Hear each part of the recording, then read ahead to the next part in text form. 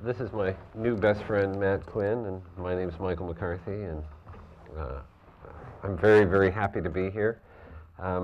It's sort of, I always believe that there are three things you can't do.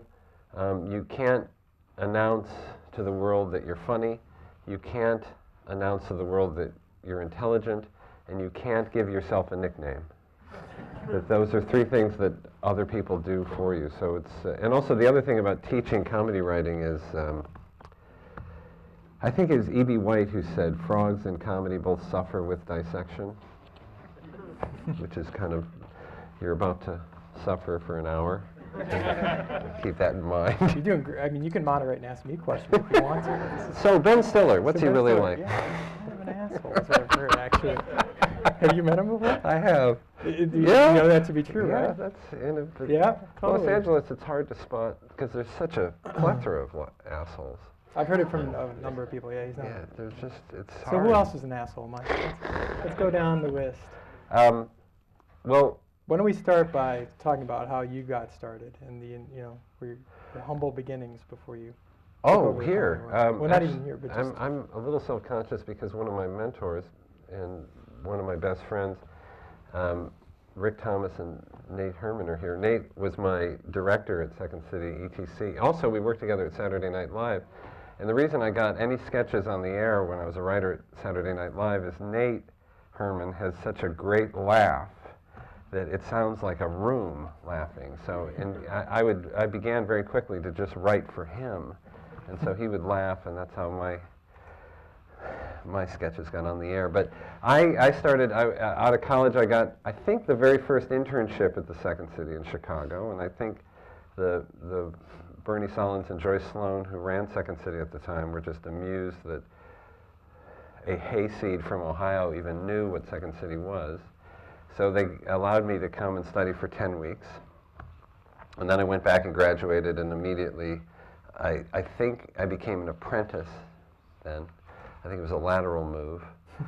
And then and I met, one of the people I met working as an intern, you interns might take this to an account, was Tim Kazurinsky, who eventually championed my portfolio at SNL. So I moved to New York at 24 to write for Saturday Night, and it was a fun-filled love fest. Wasn't it, Nate? Just a romp down Love Boulevard. And, well, can you clarify, at the time at Second City, was it more, it seemed like a lot of writers were automatically making that move to Saturday Night Live, it seemed, because they were pulling a lot of talent, obviously, from there. Was it Yes. just a lot more opportunity, perhaps, at that time? Was that sort of a natural? I think that, basically, Lorne Michaels basically did the TV equivalent of Second City. So, throughout the last 30 years of them doing the show, they come back and, the actors, the improvisers at Second City, whether writing or performing, have a really good sense of what doing a sketch show is about. So it makes perfect sense. But at that time, Lorne Michaels was not running the show. A guy named Dick Ebersol was, who is the head of NBC Sports, so he's the perfect guy to run a comedy show. Not at all. Talk about assholes, am I right? God bless him, though. That's the weird thing when you work in TV, is you're hired by these, executive producers who are sometimes, not all the time, but sometimes more businessmen than artists. And so you're grateful initially to be hired, and then you do nothing but build up a huge, phenomenal resentment because they don't appreciate your style of genius. So it seems to be a profession just perpetuated by resentment. Basically, I'll show you kind of thing. But Saturday Night Live was, particularly at the age of 24 and 25, was a kind of a Viking swimming lesson on how to, not just to write, because the show's a monster, they chews up material on a weekly basis, but it's also the other things that factor into working in television is the kind of weird Machiavellian stuff that goes on. When you get there, what's the makeup of the cast? Like, what year are we talking about? Like, it was Eddie Murphy, Joe Piscopo, Jim Belushi, Mary Gross, Robin Duke, Julia Louis-Dreyfus, Brad Hall, Gary Kroger. It was like 82, 81. 83, 84 is when I was there. As I said, in terms of, the nice thing about Saturday Night Live is, for the most part, the writers direct the sketches. Like, we had Davey Wilson, who was a kind of a more technical director, and he would block everything like a yearbook picture.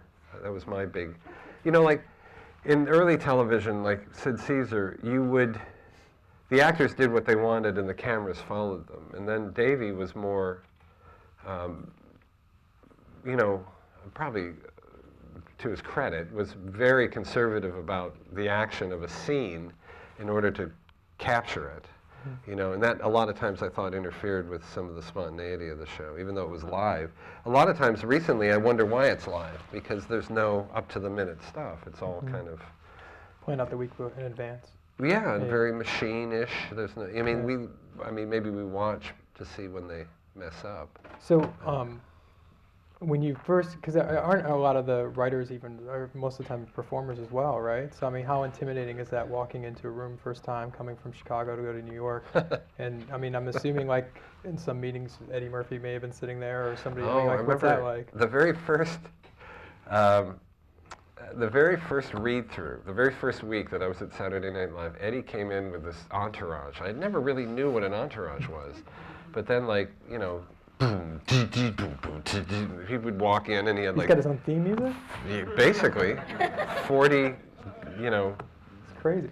It was amazing. And he laid on the floor, read the scripts, and tossed them over his head.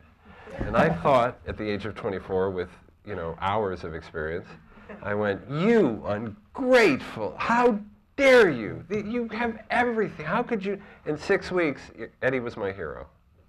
Like, I had completely understood what he was doing. He had such disdain for the powers that be that ran the show, and he, just loved being able to do that, like read them and toss them over his head.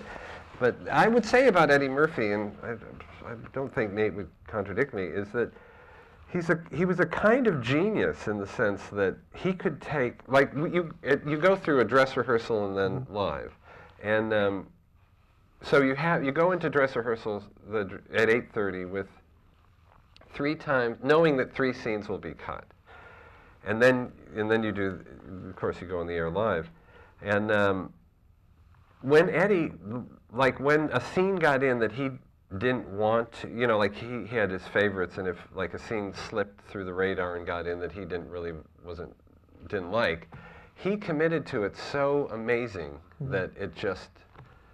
I've never seen anything like it. To take, the performance element can't be underestimated in terms of changing stuff.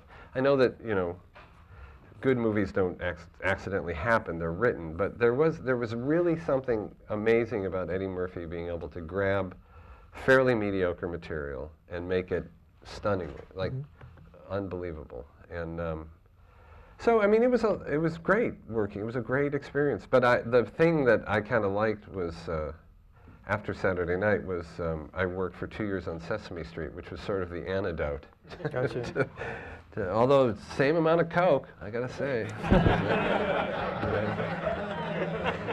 They have those noses that come right off. It makes it so much easier. You can, Ernie, God, been to rehab a couple of times for. Why is he so edgy?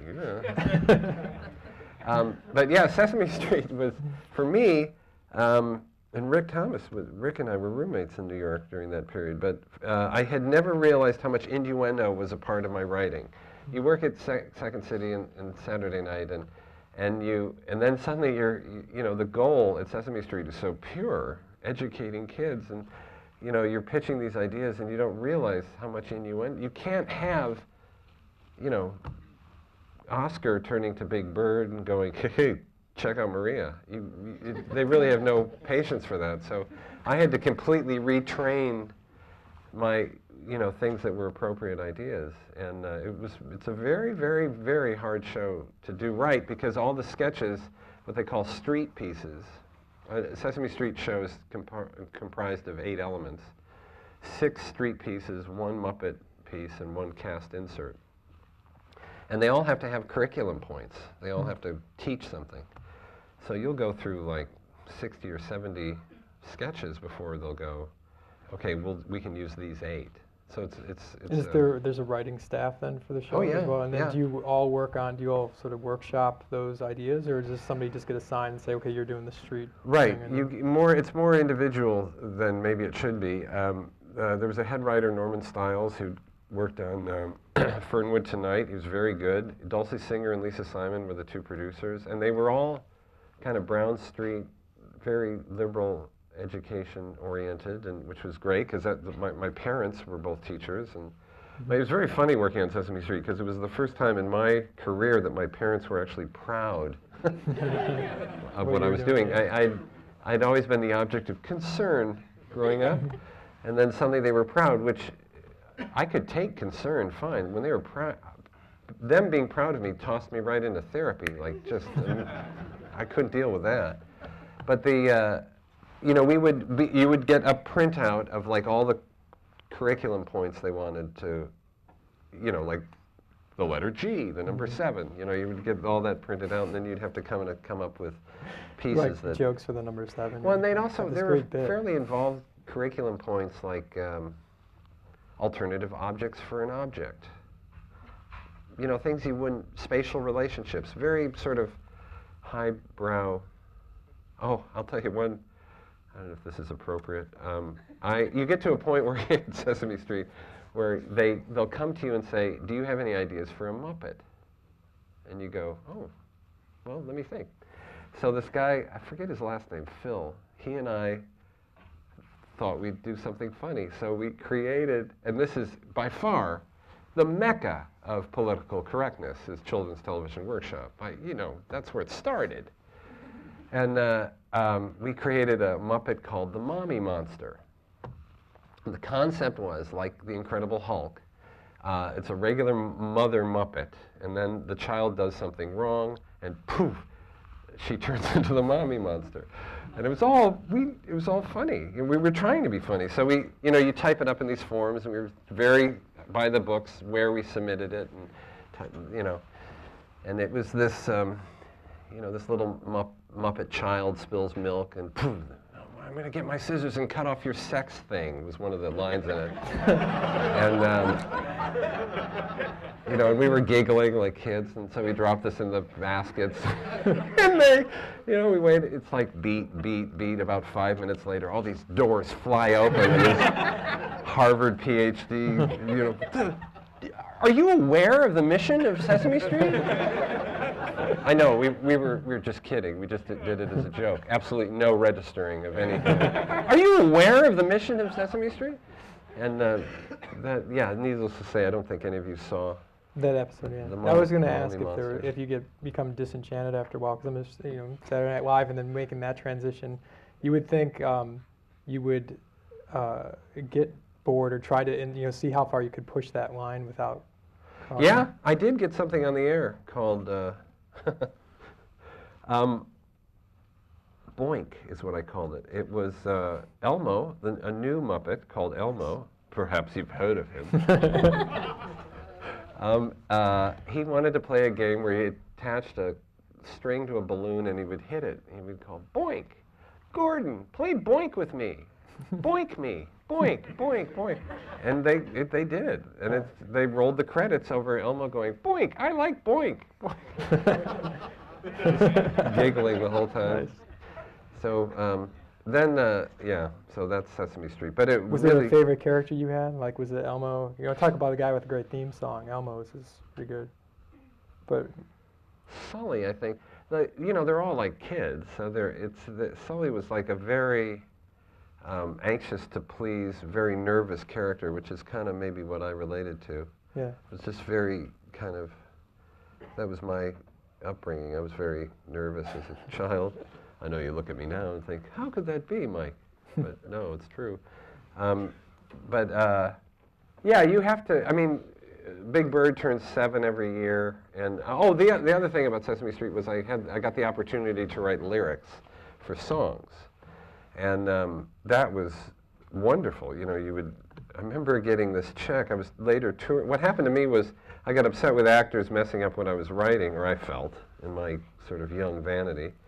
So I auditioned for the Second City Touring Company in 1987 and went on the road after having had in my dyslexic career. I essentially worked at Saturday Night Live before Second City. So I think the term is, and I know that's not a good term, challenged. But I remember being on the road and getting this huge residual check because one of my songs was involved in a record that released in Israel. Like one of the Sesame Street songs that I did was part of an album that was released in. So, I mean, writing music, it's a great gig if you can get it. You know, I bought a TV and ate. I felt like I had to buy, you know, getting a check for writing for television, I owed it to the industry to give back. So we got a big TV, my ex-wife and I. So where did you transition then after Sesame Street? What was the next move? Oh, you said Second City, but... We did, yeah, I was doing, I remember that, because it was during one of the writer's strikes, which the WGA goes on strike, I think every other week. It just, like, whenever, I've been a member since '83, and I think we've gone out 4 times. And it's like in a way, the union that cried wolf, because we you know, we strike and then we lose stuff. I don't know how that works. But I was writing and directing industrials in Chicago for McDonald's, or what I was calling McBurch's Garden, because of how they run. It's a funny thing about working for McDonald's then. I'm sure it's different now, but you'd be doing industrials and you would be making jokes about how, I don't know, fascistic McDonald's is, and the middle management people would laugh to a point, you know, and then they would suddenly get very deadly serious and reassure me that they had 10,000 restaurants worldwide. And I found it was very analogous to members of my family who are nuns, and how you can joke about the Catholic Church to a point, and then suddenly that kind of training comes over you and goes, you know, Michael, apostolic hands or whatever. I don't, you know, I'm so in trouble now. The church and corporate America hates me. But what happened was I was directing these industrials, and then this opportunity to audition came up, and I went for it because I always Second City is a lot of things, but some of it really was what I wanted to do. So I toured for a year and a half, and then got the opportunity to work with my hero and mentor Nate Herman, because he had worked at SNL when I was there, and he came back to Chicago and directed, I think, all bias aside, a really good show, which was called America Light, because we were one of the first casts to do long form, and we did a 22-minute piece called The Last Liberal, because one of the things about that time was 8 years of Reagan, and then George Bush Sr. had just been elected, and Democratic Chicago at that point, like the audience suggestions were like, how much more of this shit, you know, are we going to have to put up with? And so the zeitgeist, the spirit of the times were sort of,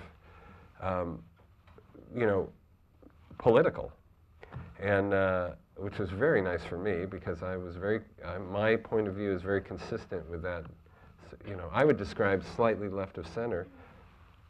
These days I seem to be a raging lunatic, but I always thought I was slightly left of center.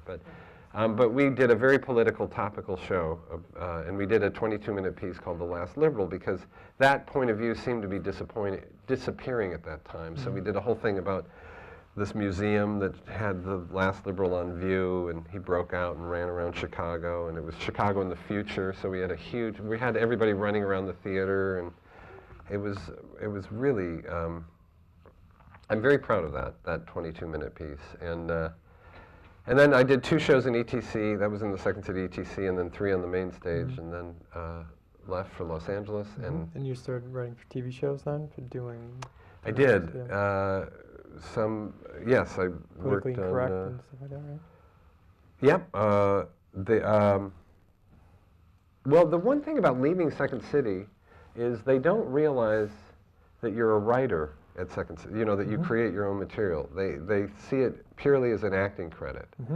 So it was sort of, I had to reestablish the fact that my main focus was writing. And the other thing about Los Angeles, just talking generally for those of you planning a trip there, even a reconnaissance mission, is that you have to humble yourself to the process. Like you find in each city, Chicago included, there is a very kind of way of doing things, the stages that you go through, and you arrive in Los Angeles and realize it's a completely different system of how it works. New York is a different system, Chicago is a different system, and so they're interested, they know what Second City is and they know what Saturday Night Live is, but really there is a kind of hazing period that you go through before you're allowed to join the fraternity. And I hated it with a passion and found every reason to leave. I don't know what lack of self-esteem kept me there, but why did you hate it though? What specific, was it executives or what specifically? I think it was because I felt outside. You can rail about, I'll tell you what happened for me. I would rail about the Harvard Mafia and the Simpsons and those guys, those Harvard Lampoon people, and them. And to be honest, and I had an ex-girlfriend point this out to me, I'm part of a horrible mafia, which is the Second City Mafia. And you never realize that you're a part of a mafia until you have a loved one go, shut up, And that's basically what she did. She's now the casting director of Parks and Recs, and she's a wonderful woman named Dorian Frankel. And she went to Smith, and she kind of explained to me what, that whole Ivy League is about. You go there in order to have these connections, and that's what Hollywood is now run by and all that. And I was just angry, state school, Ohio University, angry boy. I'm being unappreciated. And then so once I kind of got the sense of what meant what, I could kind of figure out, I had a GPS, let's say, through how that worked. So my background being live performing, I started doing that, where, and I started, incorporating writing and doing stand-up pieces and things that kind of made it easier for people to understand what I was doing rather than expecting them to without any information. That's really how LA works, is relationship and precedent. How well do I know you that you won't embarrass me? And what have you done that I can kind of hedge my bets as to whether you're worth investing in? So once I kind of understood that, then I began to piece together some sort of a game plan. But at that time, too, I created a comedy festival in Ireland called the Cat Laughs. And I ran it from 1995 to 1999. And then what I would do is bring 12 Second City friends. Basically, it was a big excuse to have Murphy's Irish Stout pay to bring all my friends to Ireland. And it was 5 days of just this comedy bacchanal. And but they, and then I worked for Channel 4 for a year creating a series called Beyond the Pale, and the idea behind that was kind of, I don't know if any of you know of the series Black Adder, which is I'm a big fan of, and it was 10 years after they had stopped doing it, and the concept behind this show was that ancient Rome, the main character was a programming executive at the Colosseum in Rome, and he was convinced Roman audiences were bored with blood and guts, so he brings the first dog show to the Colosseum. And the emperor's wife hates it, and then he basically says we haven't had any big, we haven't conquered anything recently, so our shows aren't as good. So he goes on a reconnaissance mission to Ireland. And a lot of stuff happens, but it was basically a parody of show business. And my idea was that the American comedians would play the Romans, and then the Irish and the English would play the Irish and the English, and nobody would be imitating an accent, which is my pet peeve. If you work in the UK or Ireland for any period of time, you can immediately tell an American imitating an Irish person, and that's just horrible. And the worst, I gotta say, having worked in Ireland, are Chicago Irish Catholics who show up in Ireland with that sense of entitlement. God damn it, you people are cute. You know, that kind of like, Jesus, I love this place. You know, hey, I'm Irish. Yeah, where are you from? Cleveland. Right, that's not Ireland then, is it? You know, that you kind of get your ass handed to you. But then, so I did that for 5 years, and you know, was maybe not the best career move with living in Los Angeles and flying back and forth to Ireland. Yeah. Did you find more freedom working for Channel 4, or were they more rigid in terms of what well, they do? The thing about, you know, all the stuff we love from England is the very best of what they do, and also the thing about British television is they don't have much money. Right. You know, and the thing too, like, if you look at Fawlty Towers even, like, John Cleese pointed this out to me, Own Nothing, my friend John Cleese, that there's a moment where John will like slam a door and you'll see a set shake, you know, and a lot of times actors walk out of lights, and, you know, in American television, as much as you criticize 2.5 Men, or, you know, we hate 2.5 Men, don't we? Because it's successful. Ooh. You will never see an actor. It is technically awesome. You know, the sound and the lights are always great, you know, where maybe the writing is not what you would think is the best. The thing, too, about, like, in the classes that I've taught in Los Angeles, a lot of times you have to really make an effort to differentiate between, like, the connoisseur idea. Like, you'll have comics, like Second City alumni or whatever. There'll be a connoisseur comedy mind, you know, we love 30 Rock, you know, because it justifies our existence. But America, Red State America, loves 2.5 Men. So there has to be, if you're going to work in mass media, there has to be some awareness and tolerance of that. You know, that huge gap between 30 Rock versus 2.5 Men. You know, and that's always the kind of reconciliation that you're doing inside, and you're working. It's like, you know, like I've worked for Chuck Lorre twice on Mike and Molly, and then I did a pilot in 1995 with him. And that's a very, very deep thinking man, you know, who really struggles with some things. And yet, I'm sure cashes the checks faster than you can say Chuck Lorre. You know, because Warner Brothers is, I mean, I think that 2.5 Men is, you know, what allows them to make horrible movies like Poseidon Adventure, and, you know, it's like the television residuals are paying for those bad film ideas. So, what do you think about when you're talking to your students, that dynamic between working for a show like 2.5 Men or something that's a little bit more highbrow? How do you tell them to find that balance between the two? Because it's very, you know, it's one thing of just collecting a paycheck, but if you're relatively successful writing for 2.5 Men for a few years, that can become soul-sucking after a while, and you want to do something Or else. you can create the precedent for, come in. There's, you know, it's sort of like, you know, before Picasso did Cubism, he did perceivable reality. You know, so it's sort of like establishing. I'll tell you one. I heard a great thing. I'm friends with Judy Tenuta. Oh, nothing. Look at all these. John Cleese and Judy Tenuta. What an odd Eddie combo. Murphy, too. Eddie Murphy. All of them are just, I've dropped them. I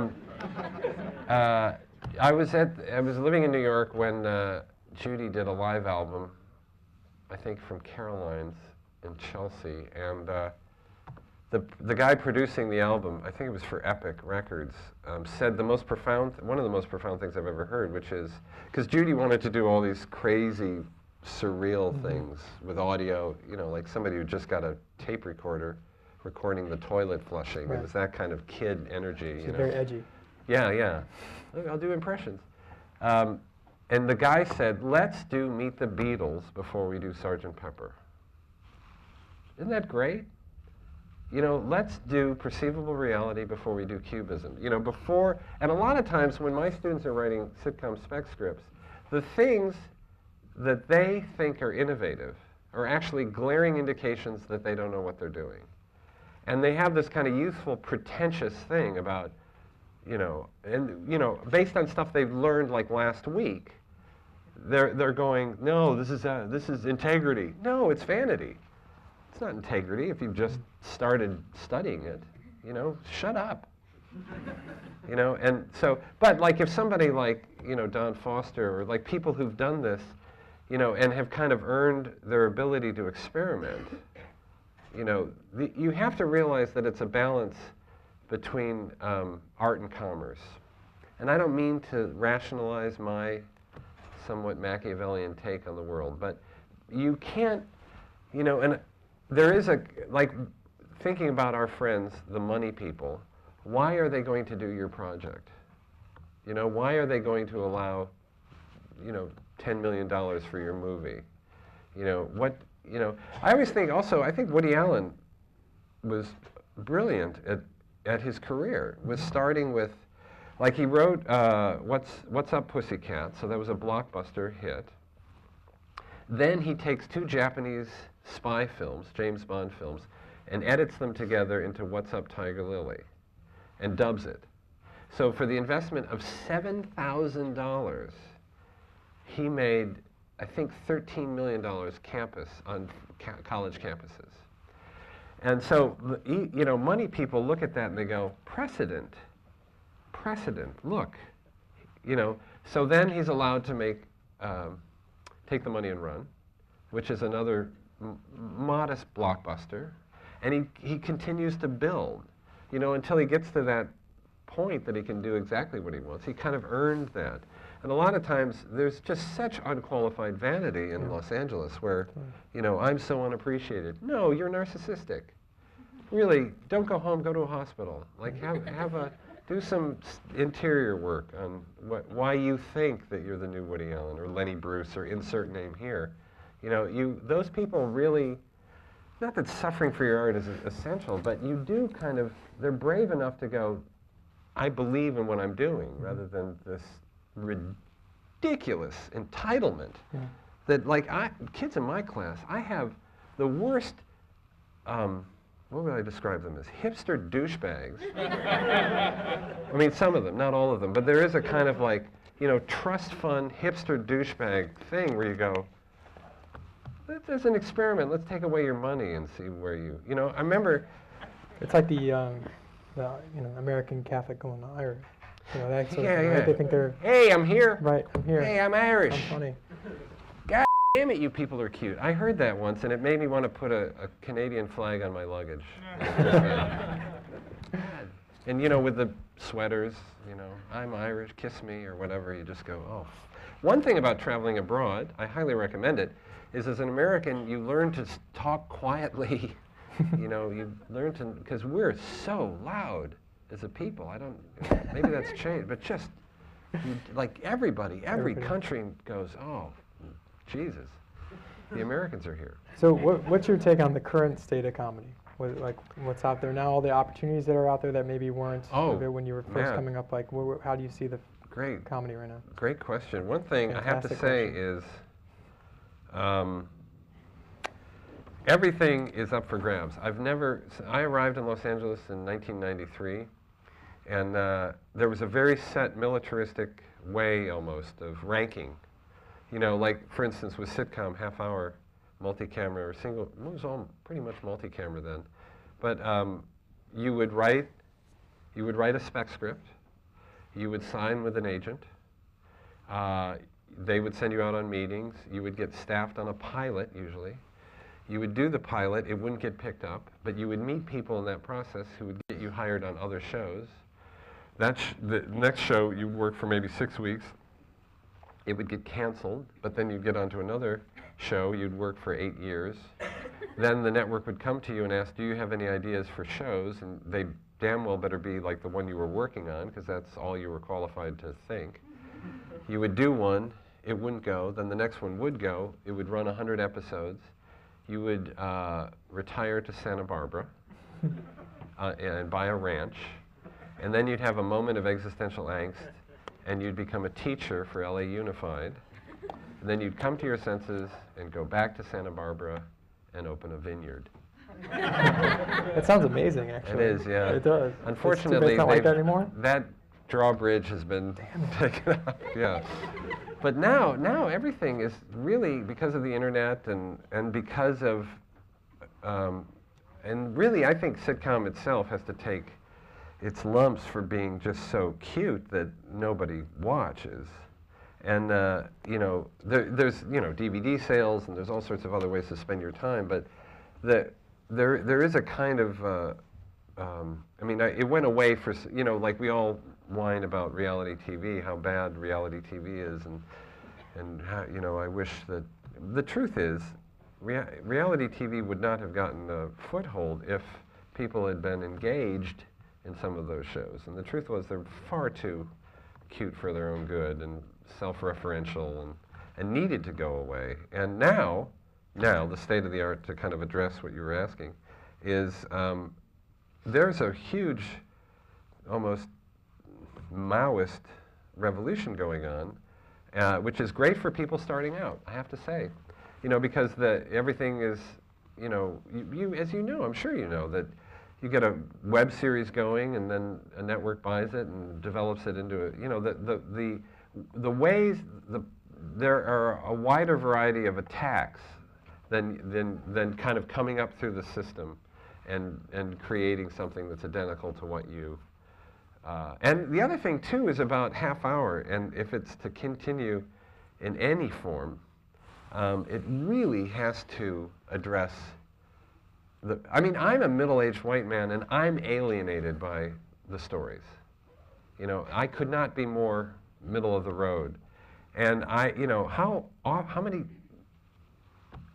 basically, how long are we going to, I think Rick came up with, are we going to be entertained by Lucy battling an out-of-control wash machine while Ricky wows them at the club? Like that, there's bachelor auctions and jury duty, and the boss is coming home to dinner, and we're stuck in an elevator, and you go, really?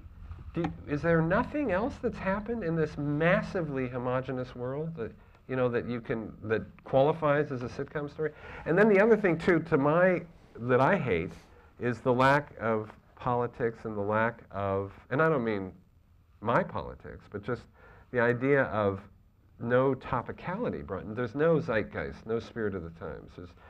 Huge shit is going on, and yet nobody in sitcom world, like, it's so amazingly apolitical, there's almost a moral imperative to do something else. I mean, that's my feeling, is that unless you bring your own flavor to these things, like, if you don't care about it, we won't.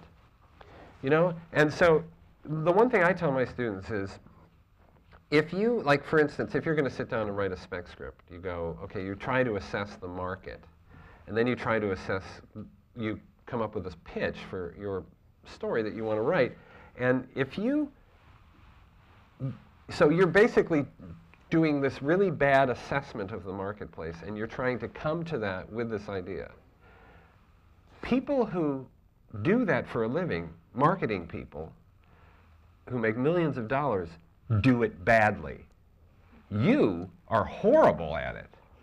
So my suggestion is it come this way, rather than you assessing what's out there and thinking that you can come up with something good, is have it come out of you. Have it be your life experience, and certainly something you care about. My God. Like, have it be something that you would be jealous if somebody else did it. That's how you judge a story. Is like, if somebody else did this, I would be pissed. When Rick Thomas and I went to see Brazil, I don't know if you remember this, Rick, we walked out pissed. That was the movie we wanted to make. We saw it in New York. They released it, I think, in '85, so it could qualify for the Academy Awards. And it was like, it was this amazing kind of, there was that visual element to it, and it was kind of anti-establishment. It was funny, and Robert De Niro was in it. Everything a boy could want. But that's the thing about right now is, if you guys, beginning, like, really care about what you're doing. Like this project, whatever it is, it's the last thing that you're going to be able to do, rather than this pretentious idea that I'll do it in the next film. Do it now. Do it right now. Get it all in. The other thing is that you're a conduit that you'll continue to have ideas. One of the games we played at Second City was called Switch. And you two actors start a scene, and then somebody shouts freeze, and the other actor taps that actor out. You assume the exact same physical position and carry the scene on in a completely different direction. Well, the worst thing when you're performing that improvisation, not playing a game, different. When you're doing that, the worst thing you can do is come to that with a preconceived idea. You know, the best thing is to be in the moment. I think the same thing exists now, is what is really going on with you? For instance, and I don't mean to go on, but when people are doing, like the first class I teach is called How to Put Together a Talk Show Portfolio.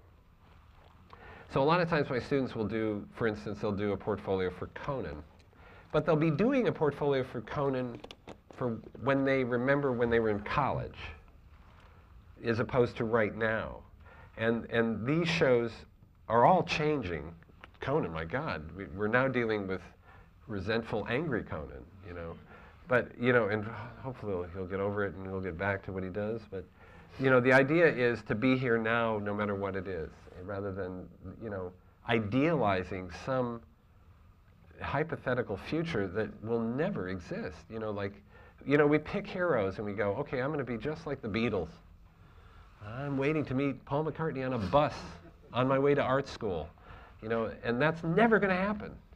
You might as well, like, just languish in the immediacy of now, because there's, you know, that's more interesting, far more interesting than doing bad versions of I Love Lucy, which, folks, was kind of bad to begin with, to be honest.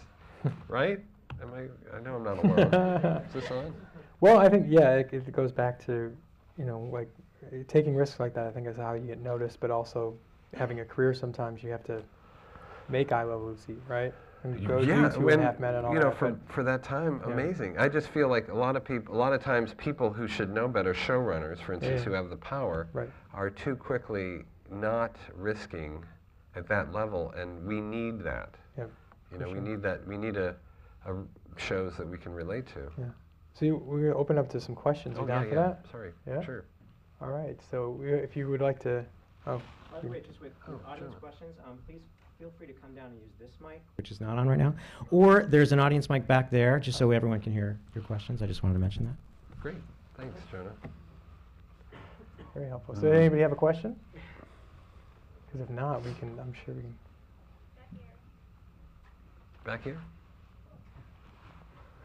Who's back there? One over here. Hello?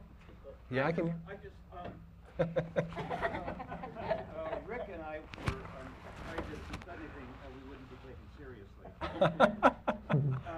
just want to say something that you failed to mention.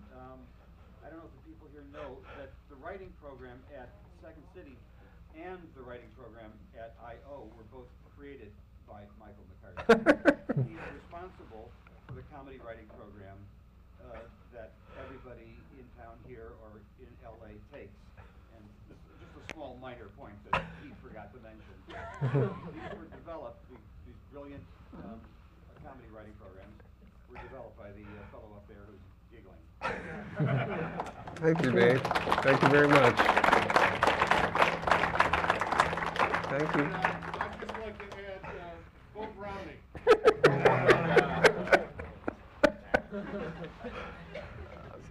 Rick's brother was Bob Thomas, who's a place kicker for the Bears, and is conservative. I can't imagine what Thanksgiving was like in your house growing up. See, we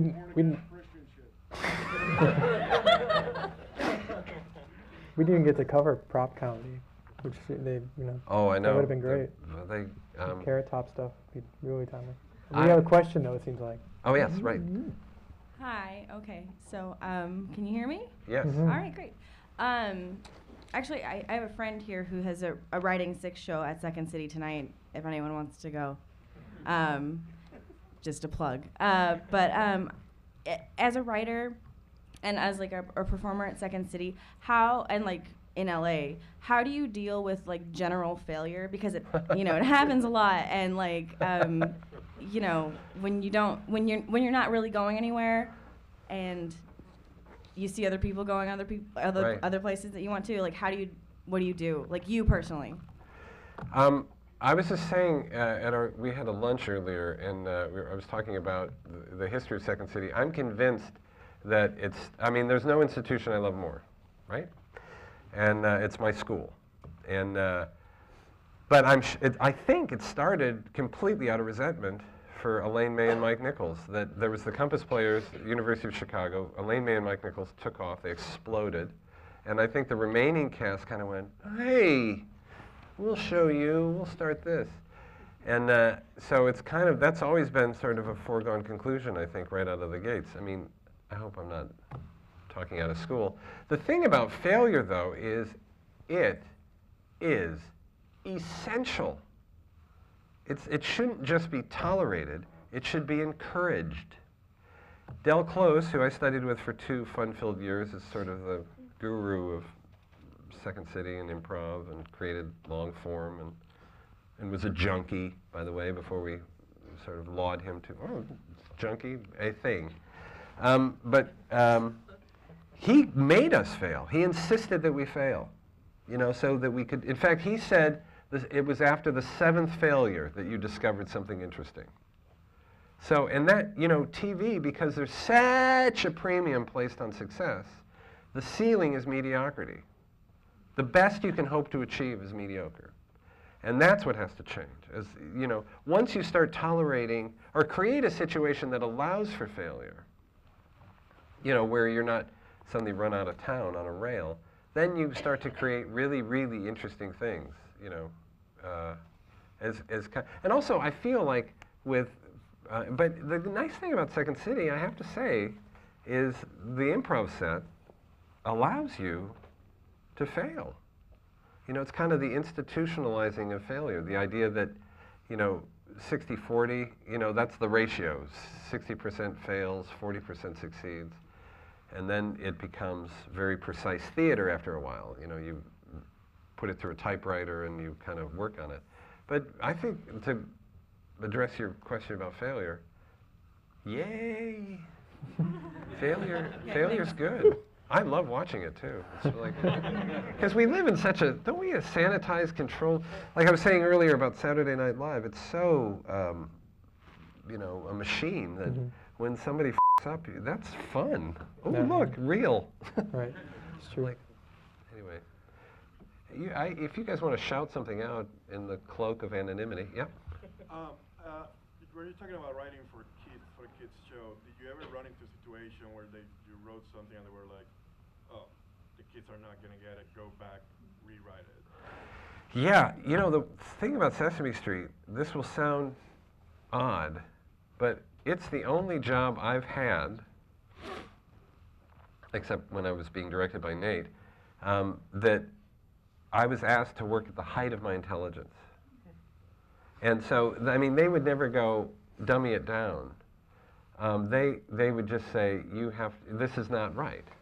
You know, but you were always encouraged to be massively creative. And they, like, where I never, it's funny to have that experience early on, because I thought that's how it worked. And then I ran into nothing but resistance when I'm working on these other shows where their whole thing is control and, you know, so Sesame Street was very, like I said, the goal was so pure that how you got from A to B was up to you. You know, like you were encouraged to invent a new mousetrap every day. You know, they loved that, and they got it, and they're really bright. Those people in charge, the Children's Television Workshop people, are kind of too bright. You know, like Children's Television Workshop, which I think has gone away now. If I'm not, I mean, like they did Electric Company, and they could use a good IBM middle management person to come in there and kind of shake things up, because what you had were a lot of people like my parents, who were very well-intentioned liberals with no business acumen, and I think honestly it's the balance of the two that leads to the most productive entities, you know. I was talking, a friend of mine is in town doing, what is he doing? He was playing piano with the Chicago Symphony for the new Abraham Lincoln soundtrack. And we were talking about ensembles, like famous ensembles, like the Beatles, or maybe the original Steppenwolf cast, or any ensemble, like where a group of people is doing something artistic. Or not even, you know, maybe like the early Apple executives, or, you know, like what were the dynamics within that group? like who was the left brain and right brain, and that was really part of Sesame Street, was that, and what was nice was tolerance for the other point of view. You know, the appreciation for the left brain thinking by the right brains and vice versa. And I think that's kind of the hope for the future. Certainly the hope for entertainment is, rather than drawing these lines of demarcation, which I think uncreative minds always draw lines of demarcation. Stand-up versus improv, or I joke person versus story. Like ridiculous things that do nothing but separate and denigrate. You know, it's the coalition of these things, the coalescence of these things that where it works, and everybody benefits. But it's that thing where it's so important to be understood rather than to understand. It really does kind of boil down to that St. Francis thing about seek to understand more than be understood. And that's I mean, that sounds Pollyanna, but it's really, when push comes to shove, those people that can do the thing you can't they have your back. And they will support you if you've supported them. And that's what's missing in a lot of LA-ness, you know, because it's become such a stupid contest or some nonsense that is, you know, fueled by resentment and ridiculousness. And that's why we have the really good work coming out of Los Angeles that we have, is because of those silly ways of operating. You know. Another Oh, yeah. question? Yeah. I'm going to ask a question that has no answer, so I'm going to veil it under the "in your opinion" sort of like guys. But anyways, you were hitting on earlier about the old paradigm and the new paradigm of like comedy, content creation, the way that the writers kind of worked, and the drawbridge has been pulled up on that. And you hit on online content creation, and a lot of writers out there now are creating content and putting it online in the form of web series or things like that, hoping to make it some sort of splash. Obviously, the right content in the right person's hands can deliver, you know, unmeasurable success. But there are so many things that are being created online. Like, what do you think is that level that starts of viewership or whatever that starts to get people noticed out on the coasts? Yeah, I think good. Like, the bad thing about technology, well, first off, technology is so far ahead of the ideas to use it that it's sort of like the supply line, like Napoleon. The reason he failed attacking Russia is his front line got so far ahead of his supply lines, and winter came and everybody died.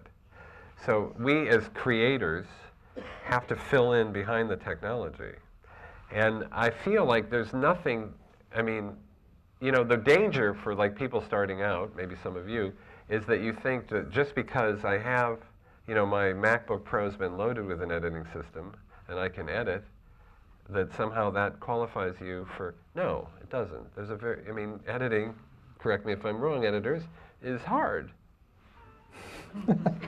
Hard to do well, you know, and filmmaking is hard. You have have to do it a lot and learn. And so, you know, if you don't want your webisode to look like a family home movie trip to the Grand Canyon, you know, maybe take some time to sort of learn how this is done. And, you know, which means apprenticeship and mentors, and here's, you know, time, failing to learn. Same thing is true with writing. You know, just because you write a letter doesn't mean you can write a script. You know, just because you were really funny at the frat house doesn't mean you should do stand-up. It's like, that's the thing, is the process over product. Like, you know, by adorizing the process, that can only lead to good stuff. And like, as many avenues as we have, webisodes, or whether programs go from half hour to 15 minutes, or Adult Swim, or, you know, Archer versus Aqua Teen Hunger Force, or whatever you want to talk about, it's always good storytelling. It's always good joke writing, which a lot of times is editing. You know, there's nothing, technology isn't going to give you good ideas. It's not like Shift F7, oh look, more jokes, you know. That's never going to happen. You know, so that's the thing that as a writer, as a teacher of writing, you have to go back to, you know, just like thinking. I remember there's and this will sound so pretentious, but there's a Schopenhauer quote that I love. Writing is thinking, and thinking demands silence. And he was writing in the 19th century, so his silence that he was, was what, wood chopping or, mules baying or something, as opposed to, the noise that we have is, why don't I have a 3-picture deal? That noise, it's like it demands silence. So the need for you to go away and be silent with yourself and do that kind of dance with the universe is still essential. And it's great we have these new toys and look, some more shiny things. But the truth is, it's still you still have to, jokes are, good ones are hard. Endings are hard. And my Lord, all you have to do is look at Saturday Night Live and go, they ought to have an ending department, don't you think? People coming up with endings, it's always like applause, applause, applause. That's not an ending. Applause, applause, applause. I don't know if that answers your... Well, yeah, I think in some way, because essentially what you're saying is that even though the medium changes, the quality of content is still needs to be at that level of broadcast capable. Also, the other weird thing that exists, and I don't know why, but this is a system that really, really needs mentors. So why aren't the MASH writers still working? Why Mary Tyler Moore? Why are you put out to pasture immediately? And why are these idiots in their late 20s like running these shows and thinking that these are new? It's like gang members, like having to reinvent being in gangs. It's sort of, the idea is that there ought to be this system that encourages these old writers to tell us how they did it on, MASH. I would love to have hung out with Larry Gelbart and had him talk about, my God, your show of shows and like all that. And there's this, maybe it's Los Angeles itself, but there does seem to be this weird, I think because if you're a showrunner, you don't want to hire anybody who might know more than you. So in that Machiavellian way of making the room frightened, because I feel like when you run a show, you have 2 choices. You can either motivate with fear or love. What makes people stay late? Fear that they're going to get fired or love for the project. And that most shows are run on kind of Roman galley fear. Ging, ging, ging, ging. Okay. Another question? No, we were getting we were 5 getting minutes. to wrap it up. Oh, that's awesome. It looks like that 90, what is the DVD system for working out at home? Okay. We have time for one more question if anybody would like to ask one more. Yep, sir with the hand raised. Straight ahead. Yes, I have a question. Do writers steal from each other? Where do you stand on that? That's interesting. It's definitely, it's more sensitive in stand-up, isn't it? I mean, mostly like the stand-ups are the ones who complain about it the most, stealing material. Well, there's a kind of like honor among thieves like with stand-ups. Like if you get pegged, like if somebody steals your stand-up, they know. There's a weird thing about you get ostracized, shunned, shamed. I think in television they call it innovative, like, or you're actively involved in the project? I don't know. It would be harder on happens all the TV time. because you have a staff of writers who are always trying to punch up material, so it's hard to say, well, that was my joke, or that was, you know what I mean?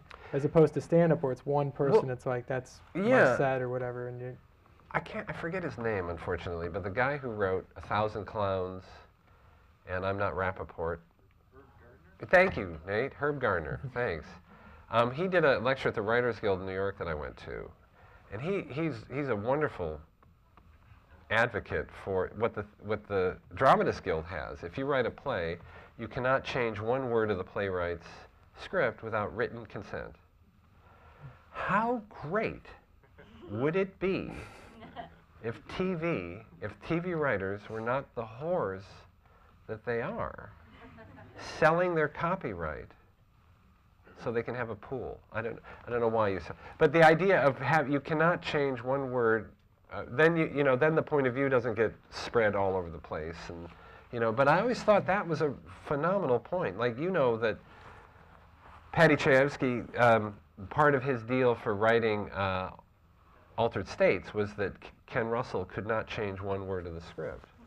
It's not that Altered States is this amazing work, but that deal was, and Patty Chayefsky had the reputation that he could do that, but you know, I do think that, and the other like revolutionary concept, and maybe I'll end with this, I want to see Pete's movie too.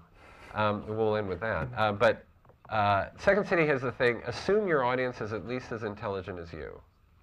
You know, when you're creating material, assume the audience is at least as intelligent. How revolutionary would it be in TV if they assumed the audience was at least as intelligent as them? I think it would turn things around pretty much. Anyway, I know that Pete, years ago when I was working at Second City, and I have no idea what we're going to show you, but we have queued up on the projector, shows how much I know, on the hard drive. This is something I did years ago. I was part of a guy named Dave Pasquesi and Kim Howard Johnson and Pete Biaggi, who teaches here. We did this short little thing, and I have the vaguest memory of what it is, but apparently it has a lot of meat in it. So sounds good. Shall we join me, won't you? As we